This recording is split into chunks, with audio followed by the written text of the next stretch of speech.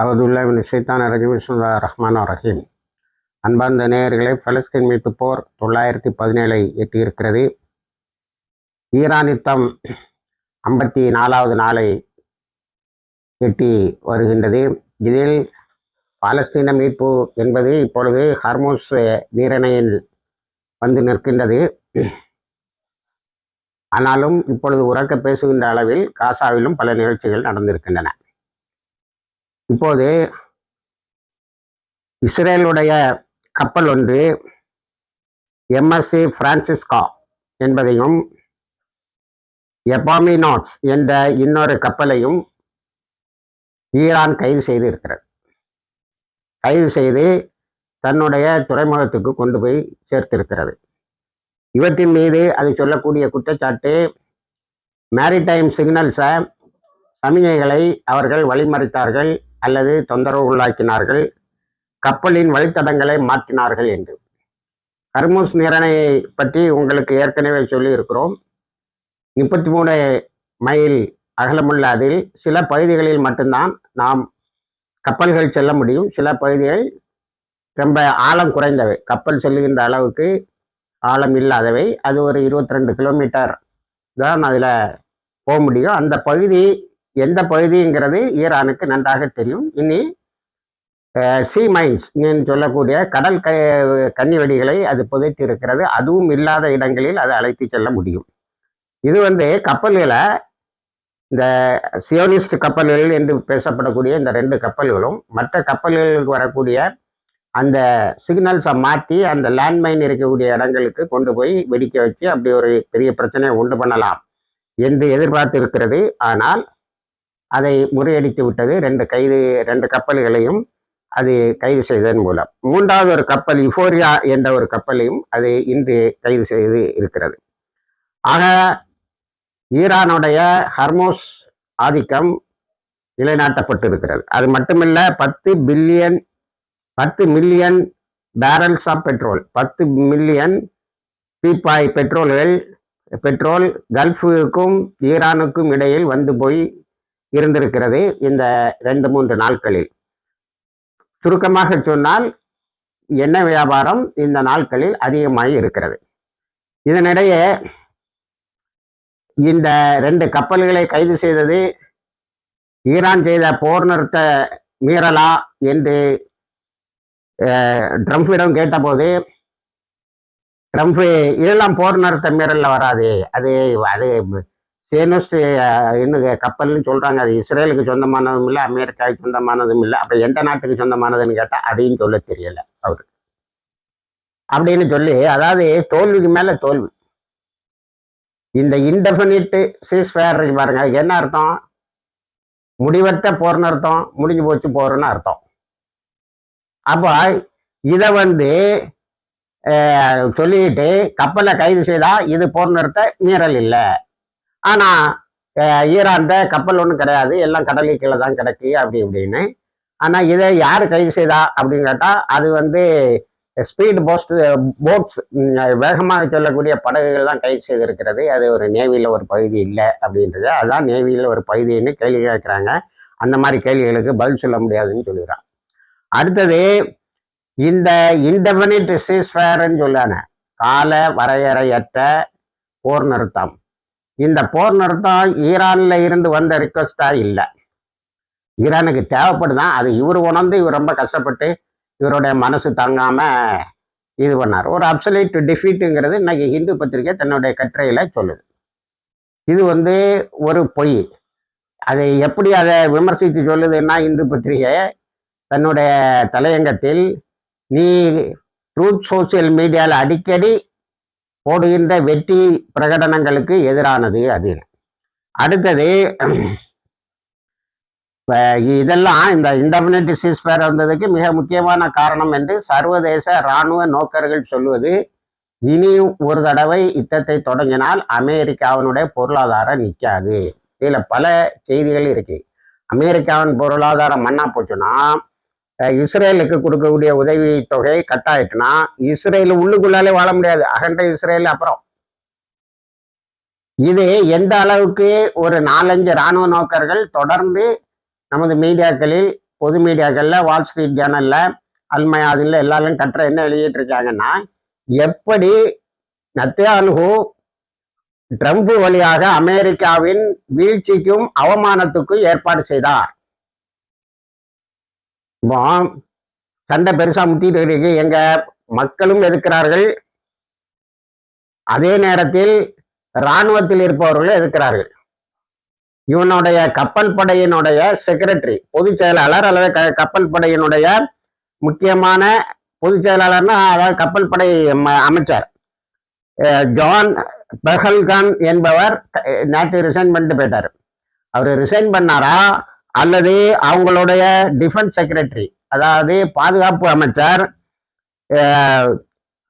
இந்த செக்ரட்டரி பெட்டி ஹட்ஸ்ங்கிறவரு நீ பதவியை விட்டுட்டு போன்னு சொன்னாரான்னு தெரியல. ஏன்னா அவர் இம்மீடியட்டா வெளியில போயிடணும். அவருடைய பதவியை அவருடைய டெப்யூட்டி அவருடைய உதவியாக நியமிக்கப்பட்டிருந்தவர் துணை இராணுவ கப்பல் படை அதிகாரி கையில் எடுத்துருவாரு, தளபதி கையில் எடுத்துருவாருன்னு உடனே ஒரு அறிவிப்பு. அதை ஊடகங்கள் இராணுவ நோக்கர்கள் எல்லாரும் என்ன சொல்றாங்கன்னா, அமெரிக்காவினுடைய பொதுமக்கள் மட்டுமல்ல அமெரிக்காவுக்கு எதிராக, அமெரிக்காவினுடைய ஈரான் யுத்தத்துக்கு எதிராக அமெரிக்காவினுடைய இராணுவத்திலேயே இராணுவத்துக்குள்ளால தனி மனித இண்டிவிஜுவல் சோல்ஜர்ஸ்ன்னு சொல்லக்கூடிய தனி இராணுவ வீரர்கள் நாயாண்டா இஸ்ரேலுக்காக போய் ஆகணும்னு கேட்டிருக்கான். அப்படி மேல வந்தா அதே மாதிரி நம்மளுடைய மக்களை ஏன் நாம் கொண்டு போய் நமக்கு கீழே வேலை செய்யக்கூடியவன் சோத்துக்காக வேலை செய்யறாங்கிறதுனால அவனை கொண்டு போய் எதுக்கு இஸ்ரேலுக்காக பலி கொடுக்கணுங்கிற எண்ணம் மிலிட்ரியில இருக்கு.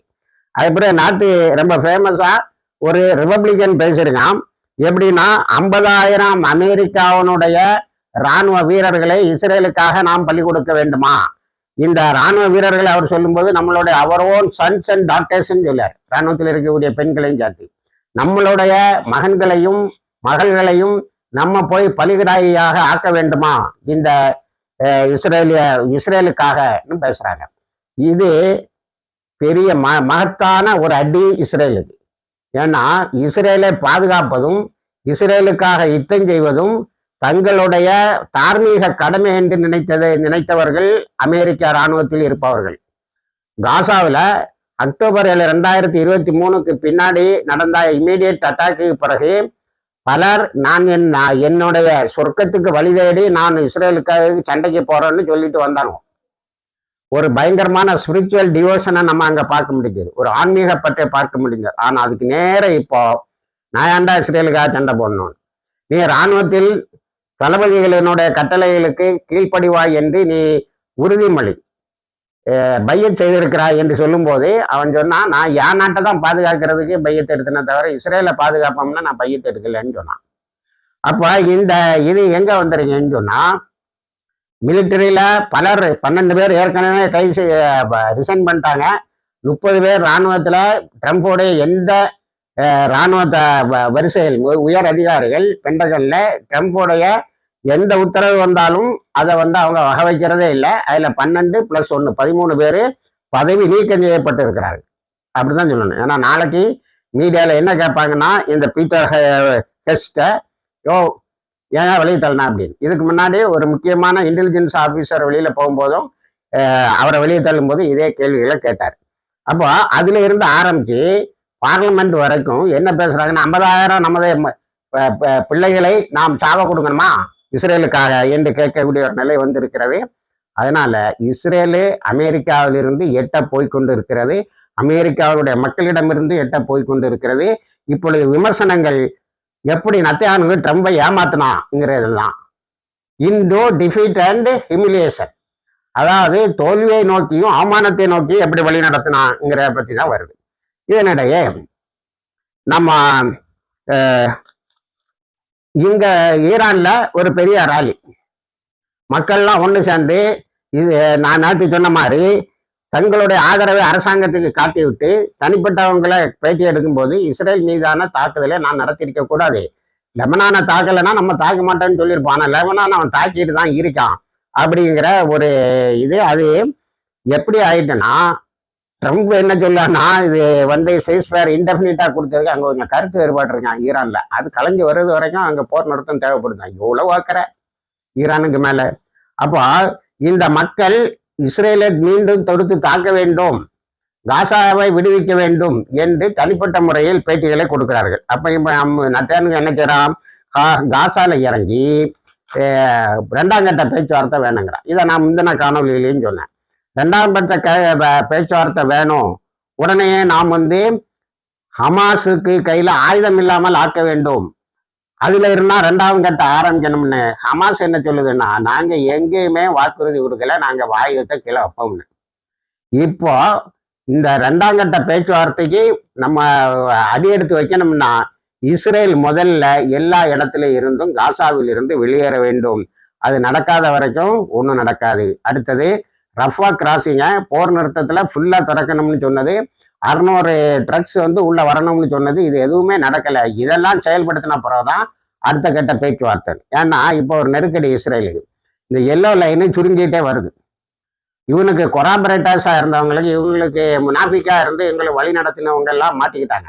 2 இஸ்ரேலிய இராணுவத்தினரை கைது செய்ததில் அவனும் குழந்தைகளையும் பெண்களையும் உயிரோடு புதைச்சோன்னு இன்னும் பல உண்மைகளை அவர்கள் வெளியே சொல்லி இருக்கிறார்கள். இது அவ்வளவும் டெஸ்டிமனி ஆகும் உலக அரங்கில்.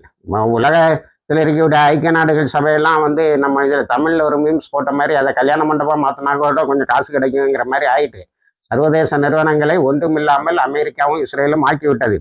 இருந்தாலும் இப்போ அது ஒரு பெரிய அந்த 2 இராணுவ வீரர்களுடைய வாக்குறுதி அறிவிலையும் பின்னாடி வந்துட்டு, இஸ்ரேலுடைய பத்திரிகையிலையும் வந்துட்டு, பெரிய அளவில் இஸ்ரேலை இன்னும் உலக அரங்கில் தனிமைப்படுத்தும், அசிங்கப்படுத்தும். அடுத்தது நேற்று ஜெருசலத்துல ஒரு பெரிய போராட்டம் சியோனிசத்துக்கு எதிராக.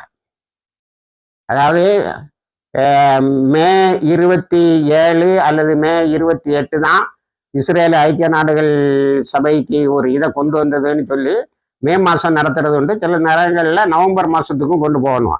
ஆனால் 78வது ஆண்டு இஸ்ரேல் உருவாகி 78வது ஆண்டு செலிப்ரேஷன்ஸை எப்படி ஸ்டார்ட் பண்ணியிருக்காங்கன்னா, இஸ்ரேலுடைய கொடியை, யாரு யூதர்கள், இஸ்ரேலுடைய கொடியை எரித்து சியோனிசம் தேவையில்லை நமக்கு என்று சொல்லி எரித்து ஒரு கொண்டாட்டத்தை கொண்டாடி இருக்கிறார்கள். அந்த விழாக்களை ஆரம்பித்து இருக்கிறார்கள். 78வது இஸ்ரேல் உருவாக்கத்தை எப்படி ஆகி போச்சு பற்றியெல்லாம் 1886 தங்களுக்கு ஒரு நாடு வேண்டும் என்று விரும்புபவர்கள் அதை அடைய முடியும்னு தியோடர் ஹெர்சில் ஆரம்பிச்ச அந்த சியோனிச மூமெண்ட்டு பைய வளர்ந்து 1948 அது இஸ்ரேல் ஸ்டேட் ஆஃப் இஸ்ரேல் மாறி இப்போ அந்த ஸ்டேட் எங்களுக்கு வேண்டாம், அதை உருவாக்கின சியோனிசமும் எங்களுக்கு வேண்டாங்கிற அளவுக்கு போயிருக்கு. இது வரலாற்றில் நடக்கக்கூடிய மிகப்பெரிய நிகழ்வு. நாமெல்லாம் அதற்கு கண்கண்ட சாட்சிகளாக இருந்து வருகின்றோம். அடுத்தது லெபனானுக்கு வந்தோம்னு சொன்னா, லெபனான்ல எல்லோ லைன் வேணுமா, அங்கேயும் அதாவது ஒரு பாதுகாப்பு வளையம் வேணுமா. அந்த பாதுகாப்பு வளையத்துக்கு வளையத்தை எப்படி கொண்டு வரோம்னா, 4 to 10 கிலோமீட்டர் சிரியால எர்முக் வரைக்கும் கொண்டு எர்முக் போற பற்றி நீங்க கேள்விப்பட்டிருப்பியா. உலக வரலாற்றை மாற்றிய முக்கியமான போர்களில் ஒன்று எர்முக். எப்படி பத்ரு ஒரு முக்கியமான வரலாற்று யுத்தம் என நடந்து உலகத்தினுடைய ஐடியாலஜி ஜாகிலியாவை இஸ்லாம் வென்றதோ, அதே போல ஒரு மிகப்பெரிய வெற்றியை கண்டது எர்முக் யுத்தம். அந்த எர்முக் இது வரைக்கும் இவன் எல்லோ லைன் வேணுங்கிறான். அதை இப்போ ஹிஸ்புல்லா அடித்து உடைச்சிட்டாங்க. அதுக்கு அவங்க இப்போ லேட்டஸ்டா ஒரு 10 நாளா மேற்கொண்டு சீஸ்ஃபயர்ல இவன் என்ன செய்யறான், ஆலைகளை கொல்றான், ஆனால் வான்வெளி தாக்குதல் நடத்துறது இல்லை. அதனால அவங்க கொரில்லா வார்ஃபேர் எடுத்துக்கிட்டாங்க. கொரில்லா வார்ஃபேர் வான்வெளி தாக்குதல்னா பெய்ரூத்துக்கு தான் இல்லை, இவங்களை எங்கேயாவது அடைக்க முடியும்னா ஒன்றும் விட்டு வைக்கிறது இல்லை. இப்போ கொரில்லா தாக்குதலை தொடங்கி என்ன செய்யறாங்கன்னா, அவனோட தரை ரீதியா உள்ள கொண்டு வராங்க. இதை இராணுவ நோக்கர்கள் ஹிஸ்புல்லாவுடைய மிகப்பெரிய யுக்தின்னு சொல்றாங்க. அவங்கள தரை வழியா உள்ள கொண்டு அவங்க டேங்கை அழிக்க முடியுது. அந்த டேங்கை அழிக்கிறதுல பலரை கைது செய்ய முடியுது, இஸ்ரேலிய இராணுவத்தினரை அழிக்கவும் முடியுது. இப்போ என்னன்னா, எந்த எல்லோ லைனுக்கு இஸ்ரேலிய இராணுவத்தை போச்சலாம், காசாவா இருந்தாலும் சரி, இங்க எல்லோ லைனை கிரியேட் பண்ண ட்ரை பண்றான், ஹிஸ்புல்லா விட மாட்டேங்குது. போச்சோன்னா இஸ்ரேலிய இராணுவம் அரண்டு நடுங்கிறானலாம். ஏன்னா எந்த பாதுகாப்பும் இல்லை. ட்ரோனை விட்டு நம்ம எங்கெங்க இருக்கேங்கிறத தெரிஞ்சுக்கிட்டது இல்லை ஹிஸ்புல்லா. பிறகு கொரில்லா ஸ்டைலில் நம்மளை அங்கங்கே தாக்கி கைது செய்துட்டு போறாங்கிறதுனால ஒரு பெரிய பீதியில் இருக்கிறார்கள். அப்போ இந்த எல்லோ லைன் விஷயத்துல லெபனானுடைய பிரசிடென்ட்டும் இந்த பிரைம் மினிஸ்டரும் என்ன சொல்றாங்கன்னா, ஹிஸ்புல்லா இல்லைன்னா ஒரு பெரும் பகுதியை நாம் இது இஸ்ரேலிடம் இழந்து விடுவோம். அதனாலதான் இப்போ அவங்க என்ன செய்றாங்க, ஹிஸ்புல்லா லைனுக்கு வந்துட்டாங்க. இப்போ நம்ம ஹிஸ்புல்லா வந்து அப்பவே தடுக்காமல் இருந்திருந்தால் அவர்கள் இஸ்ரேலை கொஞ்சம் கூட உள்ள வராம பார்த்துருப்பாங்க. சதர்ன் லெபனான் வந்து ரொம்ப பாதுகாப்பாக இருந்திருக்கும்ங்கிற எண்ணத்துக்கு வந்துட்டாங்க. அப்ப இதுல 2 வெற்றி. ஒன்று, இஸ்ரேலிய இராணுவத்தை சீரழிக்க முடிகிறது. இன்னொன்று, அரசாங்கம் இவர்களுடைய பக்கத்தில் வந்து விட்டது. அதான் நம்ம சொன்னோம்ல, ஏற்கனவே ஒரு லிட்டானி ரிவரை கடந்து 2 வருமா சேர்ந்து ஒரு பிரிட்ஜை போட்டாங்க. இப்ப லிட்டானி ரிவருக்கு இந்த பக்கம் யாருக்கு இருக்கக்கூடாது, அந்த பக்கம் இருக்கணுங்கிற அதெல்லாம் இல்லை, நாங்க அங்கதான் இருப்போம்னு சொல்லிட்டாங்க. இது ஒரு பெரிய தோல்வி. அடுத்தது, இஸ்ரேல் வந்து ஒரு 55 கிராமங்கள்ல இருந்து லெபனான மக்களை, அதாவது சதர்ன் லெபனான், வடக்கு லெபனான்ல இருந்து வெளியில அனுப்பியிருக்கான். ஏன்னா அவனுக்கு நார்தன் இஸ்ரேலுக்கு, தெற்கு இஸ்ரேலுக்கு ஆள் வர்றதில்லை.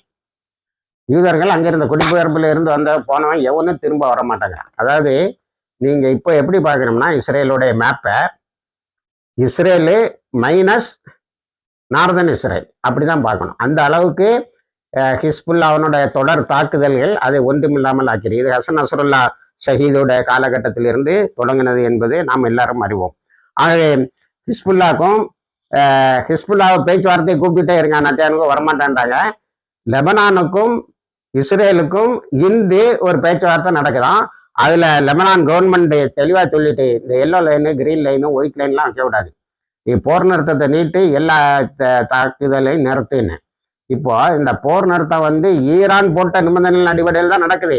இப்போ ஈரான் வந்து முழு யுத்தத்துல இறங்காம இருக்குது. காரணம், லெபனான் மக்களுக்கு, லெபனான் மீது இஸ்ரேல் தாக்குதல் நடத்தல, அதனால பெய்ரூத்துல மக்கள் நிம்மதியா இருக்கிறாங்கிறதான். இல்லைன்னா ஈரான்ல வந்து பயங்கரமான நெருக்கடி இருக்கு, நீ ஏன் வந்து இஸ்ரேலை தாக்கவில்லை என்று. அப்போ இது வந்து உங்களுக்கு தெரியும், இவன் தாக்கிட்டு தான் இருந்தான். அந்த போர் நிறுத்தம் வந்த முதல் நாள்ல ஒரே மணி நேரத்துல 300 பேரை கொலை செய்தான். ஆனா அதுக்கு பிறகு ட்ரம்ப் கூப்பிட்டு நிறுத்தினான். அது அந்த நிலை நீடிக்கிறது. ஏனென்று சொன்னால், ஈரான் தெளிவா ஒரு அறிக்கை விட்டுருக்கு. என்னன்னா, போர் நிறுத்தம், இந்த இன்டெமினிட் சீஸ்ஃபயர்ங்கிறதை நாங்கள் ஒத்துக்கொள்ளவில்லை, யுத்தத்துக்கு வான்னு சொல்றான். அதாவது நீ கால வரையறையற்ற போர் நிறுத்தம் சொல்லல, அதை நாங்க ஒத்துக்கலப்பா. நாங்க எங்களுடைய எங்களுடைய ஈரானுடைய நன்மைகளை பாதுகாக்கிறதுக்கு எந்த நேரமும் அடிப்போம், எங்களுக்கு போர் நிறுத்தம்னு ஒண்ணு தேவையே இல்லைங்கிறாங்க. இங்க இஸ்லாமாபாத்ல வந்து இருக்கானுவோம். இஸ்லாமாபாத்ல என்ன திரும்ப செய்யறானுவோம், ஒரு பெரிய இன்டர்நேஷனலா பண பரிவர்த்தனையில ஃப்ராட் பண்ணவன். ஏறத்தாழ 1080 பில்லியன்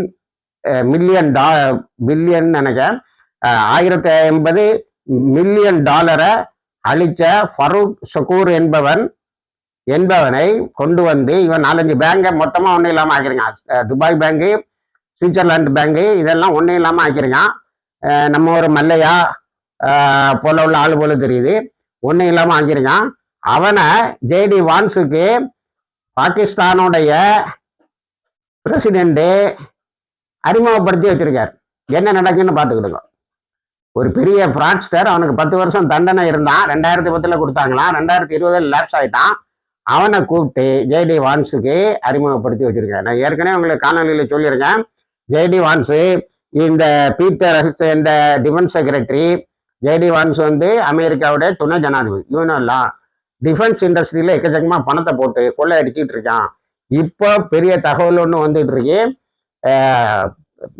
நத்தியானுடைய மருமகன் பல இடங்கள்ல அரபு நாடுகள்கிட்ட ட்ரோன்ஸை வாங்குங்கன்னு ஏற்கனவே நம்ம இது சொல்லியிருக்கோம். ட்ரோன்ஸை வாங்குங்கன்னு பணத்தை கொள்ளை அடிக்கிறான். இஸ்ரேலு கூட சேர்ந்து நிறைய ப்ராஜெக்டுகள் பண்ணி கொள்ளை அடிக்கிறான்.